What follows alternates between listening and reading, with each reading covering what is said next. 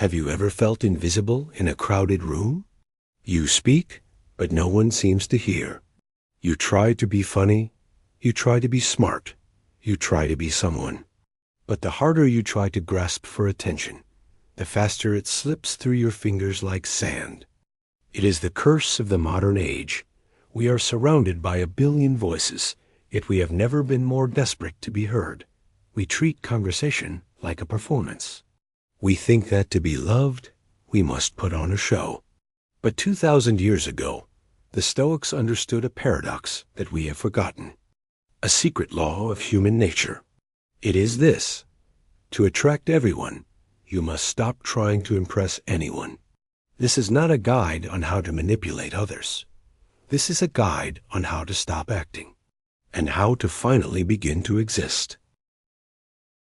We are currently living through the loudest era in the history of the human species.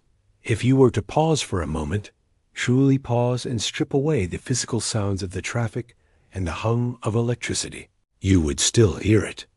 The invisible, deafening roar of a billion simultaneous signals. We are awash in a ceaseless tide of notifications, updates, pings, and demands for our attention.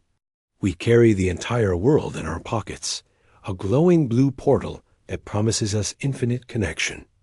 By every technological metric, we should be the most integrated, supported, and socially satisfied generation to ever walk the earth.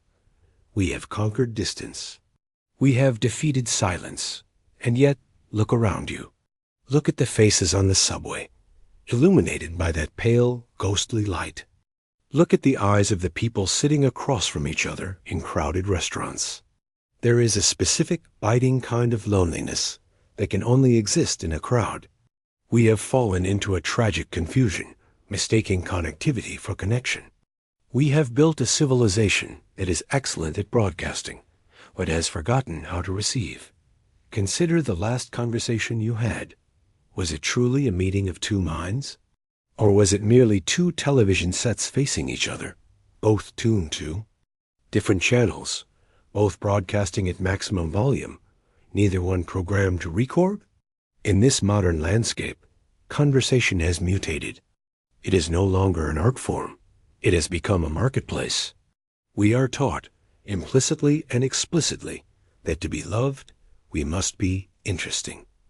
We must be the main character. We feel a crushing pressure to perform, to curate, to entertain. We bring our polished avatars into the real world, wearing masks of success, masks of effortless wit, masks of indifference. We treat our social interactions like press conferences, terrified that if we stop speaking, if we stop entertaining, we will simply cease to matter. Seneca, the great Stoic philosopher, walked the streets of Rome 2,000 years ago, and even then, he observed this frantic human tendency. He wrote of men who were breathless with empty business, people who ran around in circles, creating dust just to feel like they were moving. He would weep to see us now. We are so busy trying to project an image of a life that we have forgotten how to actually live it. We are so desperate to be heard that we have rendered ourselves deaf. This is the masquerade we all attend, day after day. We arm ourselves with anecdotes. We sharpen our opinions like knives, waiting for a gap in the conversation to thrust them in. We listen, not to understand, but to reload. We listen only for the pause that allows us to turn the spotlight back onto ourselves. And we wonder why we feel empty. We wonder why, after a night of socializing, we drive home feeling more hollow than when we left. The irony, the great, cruel irony of this era, is that this desperate effort to be liked is exactly what pushes people away. There is a smell to desperation. There is a repelling force to a chaotic mind. When you are screaming for approval, you cannot hear the quiet frequency of another person's soul. You cannot touch someone else while you are wearing gloves of vanity. We are starving for something real. We are drowning in noise, yet we are dying of thirst for a drop of silence. We do not need more interesting people. We do not need more charisma hacks or psychological tricks to dominate a room. We need One thing that has become an endangered species in the modern world: presence. But to find that presence, we must first admit that the way we are living this frantic, noisy, performative existence is not working. To learn how to truly connect, we must first learn how to stop the broadcast. We must understand that attraction does not come from the noise you make, but from the space you create. If the first barrier to connection is the noise outside, the second barrier is the noise inside. There is a Zen proverb that the Stoics would have understood deeply. A scholar once visited a master to inquire about Zen. The master served tea. He poured his visitor's cup full, and then kept pouring. The tea rose to the rim, spilled over, and flowed onto the table. The scholar watched the overflow until he could no longer restrain himself. "It is over full. No more will go in," he shouted. The master replied, "Like this cup, you are full of your own opinions and speculations. How can I show you Zen unless you first empty your cup?" We walk through our lives carrying cups that are overflowing. We are full to the brim with our prejudices, our rehearsed stories, our defensive strategies, and above all, our desperate need to be right. We approach conversations not as opportunities to explore, but as battlefields to be won. Observe your own mind the next time someone is speaking to you. Are you truly with them? Or are you already rewriting their sentences? Are you acting as a judge, categorizing their words into agree or disagree before they have even finished the thought? Most of us are not listening. We are reloading. We are sprinters in the starting blocks, muscles tensed, waiting for the split-second gap in the audio where we can launch our own brilliance into the air. This is the tyranny of the ego. The ego believes that it must constantly defend its territory.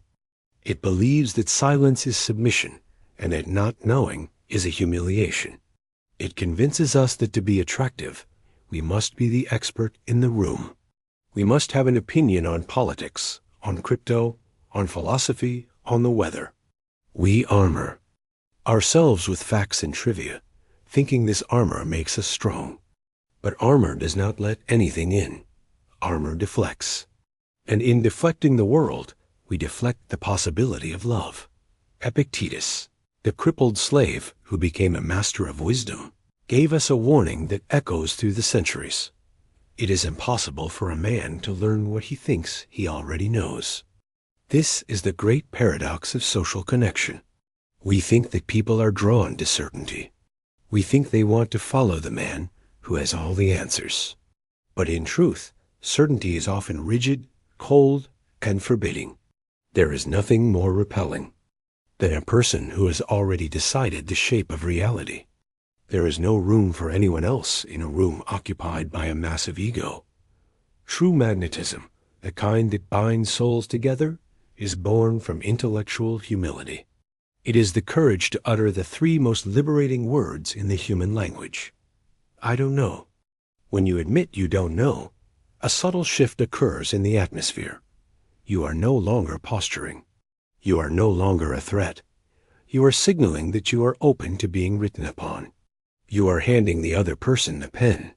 By emptying your cup, you create a vacuum of space that nature abhors and rushes to fill. People are naturally drawn into this space. They feel an instinctive desire to fill your openness with their essence. Imagine the relief of dropping the burden of omniscience.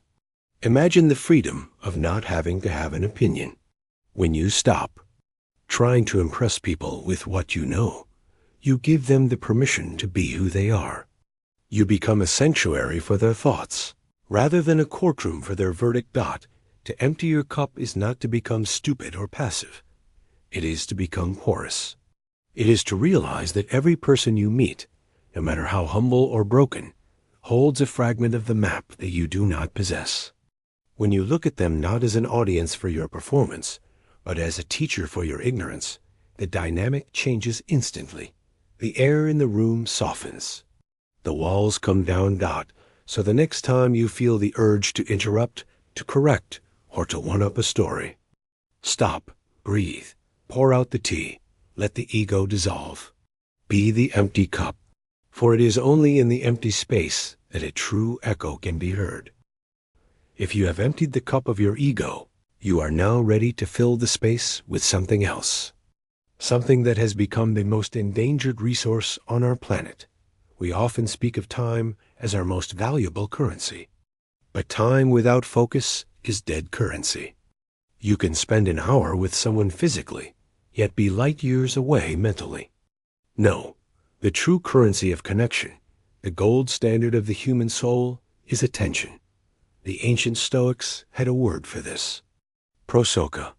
It is often translated simply as attention, but that English word is too weak, too diluted. Prosochê means attention to the present moment. It means a state of continuous, vigilant consciousness. It is the practice of standing guard at the gates of your own mind, refusing to let it wander into the regrets of the past or the anxieties of the future. It means bringing the full weight of your being to bear on the here and the now. In our modern world, our attention is fractured. We exist in a state of continuous partial attention. We are fragmented. A piece of us is listening to a friend. Another piece is wondering about a text message. Another is replaying an argument from work. When we look at people, we look through them, not at them. We give them the scraps of our focus, the leftovers of a meal already devoured by the algorithm. And they can feel it. You know this feeling. You know the coldness of speaking to someone whose eyes have glazed over. You know the subtle heartbreak of watching someone glance at their phone while you are sharing something vulnerable. In that microsecond, a message is sent. You are not enough. You are not the most important thing in this room. To practice Prosochê is to reverse this. It is to offer the person in front of you a gift so rare that it feels almost supernatural. Undivided presence. This is not a technique. This is not about nodding your head at the right intervals or making active listening sounds. This is an act of spiritual generosity. It is the act of bearing witness. When you truly turn your attention to another human being, when you lock your phone away, silence the noise in your head and look them in the eye with absolute stillness, you are doing something profound. You are validating their existence. You are saying, without words, I see you. You exist. You matter. Simone Weil, the philosopher and mystic, once said, attention is the rarest and purest form of generosity. It is rare because it is difficult. It is painful to sit in the fire of the present moment without distraction. It requires a massive exertion of will to keep the mind from running away. But the reward is magnetic. Have you ever been looked at by someone who is totally present? It is intense. It is disarming. It feels like standing in a beam of sunlight after years in the cold. You feel yourself opening up. You find yourself saying things you didn't plan to say, revealing truths you usually keep hidden. Why? Because the human soul is like a flower. It instinctively turns toward the sun. When you become a person who can offer this kind of sacred attention, you do not need lines. You do not need to be funny. You do not need to be clever. Your presence alone becomes a sanctuary. People will gravitate toward you, not because you entertain them, but because you make them feel real. In a world of ghosts and holograms, you have become solid. Marcus Aurelius reminded himself constantly to perform every act as if it were the last of his life. Apply this to conversation. Look at the person across from you. Observe the color of their eyes. Notice the tension in their jaw. Listen to the timbre of their voice, not just the definitions of their words. Immerse yourself in the reality of them. Stop scattering your light. Become a laser. Burn through the fog of distraction. Give them the one thing they cannot buy, the one thing the screen cannot give them. Give them your eyes. Give them your mind. Give them the sacred attention of Prosochê. We arrive now at the most difficult paradox of human connection. It is a law as immutable as gravity, yet it defies our intuition at every turn. It is this: you are most attractive to others when you do not need them. We are taught from childhood that love is a merger. That connection is about finding someone who completes us. We browse the world looking for the missing puzzle piece of our soul. We walk into rooms carrying a hidden void, silently begging for anyone to fill it with their attention, their approval, or their affection.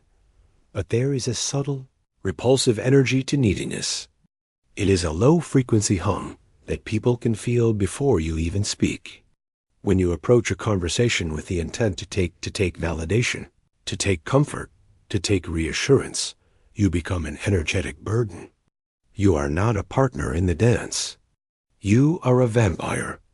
And instinctually, people recoil. They may be polite, they may stay for a while, but they will not stay long. No one wants to be the life support system for another person's ego. The Stoics offered a cure for this spiritual poverty. They called it autarkia, self-sufficiency. Seneca, in his letters, described the wise man as someone who is content with himself. This does not mean he isolates himself or despises friendship. On the contrary, the Stoic loves deeply and engages fully. And this is the crucial distinction, he does not need others to be whole. He enters a relationship not to complete himself, but to share his completeness. Imagine your mind as a house. For most of us, the house is empty. The walls are bare, the fire is out, and the windows are rattling in the wind. Because it is cold and lonely inside, we run out into the street, grabbing passers-by, pleading with them to come in and warm us up. We are terrified of being left alone in the drafty corridors of our own minds. But the Stoic builds a fortress of solitude. This is not a fortress of stone walls to keep people out. It is a fortress of inner richness. The Stoic furnishes his mind. He cultivates his own garden. He lights his own fire. He learns to sit in that room alone and find it sufficient. He moves from the pain of loneliness to the glory of solitude. When you learn to enjoy your own company, you become free. You no longer walk into a room with a begging bowl. You walk in with a chalice that is already full. You are no longer auditing the room to see who likes you. You are simply observing, enjoying, and existing. And here lies the magic. When you no longer cling, you become magnetic. Think of the ocean. It does not beg the rivers to flow into it. It simply is. Its depth and its gravity naturally draw the water in. A person who is self-contained possesses this same gravity. There is a mystery to them. They are not frantic. They are not desperate. They are anchored. In a world of people who are constantly falling apart, the person who stands firm is a beacon. People want to be near that stability. They want to warm their hands by the fire of a person who burns on their own fuel. So, before you try to master the art of conversation, master the art of silence. Before you try to be the life of the party, learn to be the life of your own solitude. Go for walks alone. Sit in a room without your phone. Confront the boredom and the anxiety until you break through to the peace on the other side. Build your fortress. Make your inner world so rich, so interesting, and so calm that having guests is a delight, but being alone is a joy. When you no longer need them, you will find that they inexplicably cannot get enough of you. Once we have built our fortress of solitude, and once we have learned to pay attention, we encounter the final obstacle. It is the grit in the gears of human connection. It is the simple, unavoidable fact that people are difficult. They are frustrating. They are messy. They interrupt. They complain. They are arrogant, or they are insecure. They do not follow the script we have written for them in our heads. In every conversation, there is a silent editor working in the back of our minds. We hold up a measuring tape to the person in front of us. We wish they were a little smarter. We wish they were less sensitive. We wish they would get to the point. We judge. And that judgment forms a thick, invisible glass between us and them. We see them, but we cannot touch them, because we are too busy rejecting the parts of them that do not fit our ideal. The Stoics had a radical solution for this. It is a concept usually applied to destiny, but it is most powerful when applied to people. Amor Fati. Love of fate, that it means loving reality exactly as it is, not as you wish it to be. Marcus Aurelius, the emperor of Rome, began his mornings with a meditation that reads like a preparation for battle. He wrote, "Today I shall be meeting with interference, ingratitude, insolence, disloyalty, ill will, and selfishness." He did not write this to complain. He wrote it to accept it. He reminded himself that these people are not enemies. They are merely acting according to their nature, driven by their own ignorance or pain. He concluded, "But I have seen the nature of the good that it is beautiful, and of the bad that it is ugly, and the nature of the wrongdoer himself, that it is akin to me. Neither can I be angry with my kinsman nor hate him." This is the shift. To look at the person across from you, the boring colleague, the difficult family member, the awkward stranger, and instead of resisting who they are, you surrender to it. You say to yourself, "This is who they are, and I accept it fully." There is a Japanese art form called kintsugi, where broken pottery is repaired with gold lacquer. The artisan does not try to hide the cracks. He highlights them. He believes that the break is a piece of the object's history, something to be celebrated, not disguised. We must learn to practice kintsugi with the human soul. The scars, the neuroses, the rambling stories, the awkward pauses, these are the cracks. And if you look closely with the eyes of Amor Fati, you will see that the gold runs through these cracks. Why is someone arrogant? Perhaps it is the scar tissue over a deep childhood wound of unworthiness. Why is someone loud? Perhaps they are terrified of being ignored. When you replace judgment with curiosity and resistance with acceptance, the dynamic of the conversation changes instantly. You stop trying to fix them. You stop trying to win the interaction. You simply allow them to be. And do you know what happens when a human being feels completely, radically accepted? They exhale. They put down their weapons. The armor falls off. We spend our whole lives desperate to be seen, yet terrified that if we are seen, really seen, with all our flaws, we will be rejected. So when you offer someone the safety of non-judgment, you become an oasis in a desert. You become the one person with whom they can stop pretending. This is not about being a doormat. It is not about tolerating abuse. It is about a spiritual generosity that says, "I love the fate that brought you to me, and I love the messy, imperfect reality of who you are." So, the next time you feel the rise of irritation, the urge to judge, or the desire to look away, stay, lean in. Embrace the friction. Look for the gold in the cracks. Love the imperfect human standing in front of you. For it is in our brokenness that we are most alike. And it is in our acceptance of that brokenness that we find love. We have stripped away the noise. We have emptied the cup of our ego.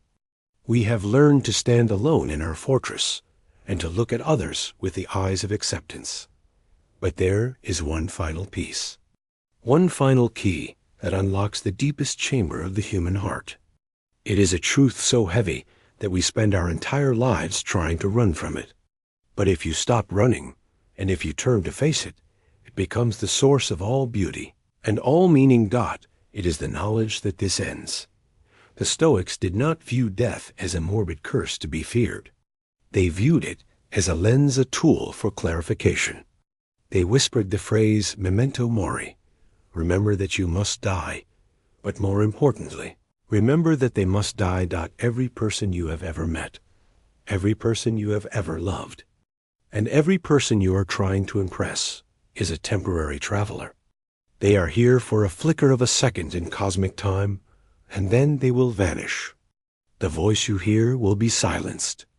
The eyes looking at you will close. The mind holding a universe of memories will dissolve. This sounds tragic, but in the context of connection, it is transformative. Consider the conversation you are having right now. Maybe it is with your partner about whose turn it is to do the dishes. Maybe it is with your mother, telling the same story she has told 100 times. Maybe it is with a stranger in a coffee shop.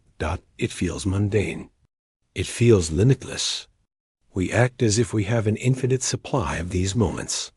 We check our watches. We let our minds wander.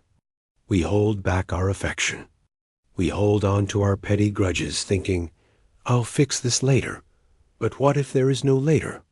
Marcus Aurelius wrote to himself, you could leave life right now.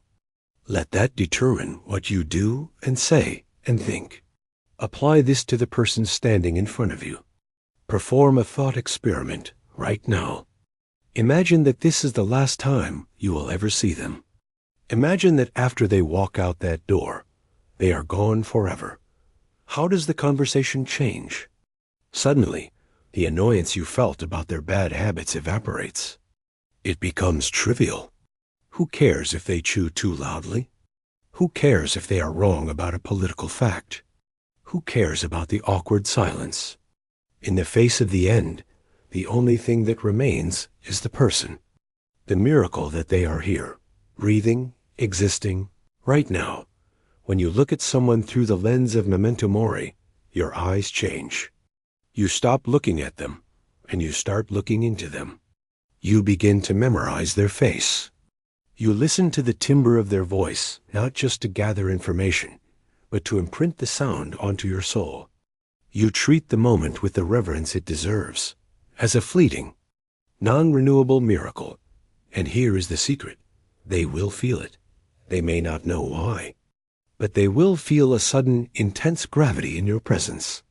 They will feel that they are being held in a way they have never been held before. Most people look at others as fixtures in the furniture of their lives. You are looking at them as a sunset, something beautiful, fading, and precious. This is the ultimate secret of attraction. It is not about witty comebacks or confident body language. It is about urgency.